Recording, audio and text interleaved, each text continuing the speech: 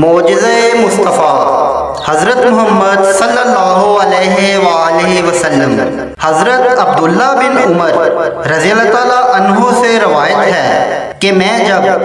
رسول اللہ صلی اللہ علیہ وآلہ وسلم کے چہرہ اقدس کو منبر پر دیکھتا تو اکثر مجھے شاعر جناب ابو طالب کا یہ خوبصورت شعر یاد آ جاتا کہ وہ نورانی صورت والا حسین مکھڑا کہ جس کے وسیلے سے بادل سے بارش مانگی جاتی ہے، یتیموں کا نگہبان ہے اور بیواؤں کا محافظ، اور آپ صلی اللہ علیہ وآلہ وسلم ابھی منبر سے اترتے بھی نہیں کہ مدینہ کے ہر پنالہ میں پانی زور و شور سے بہنے لگتا۔ تیرا نام وسیلہ ہے میرا،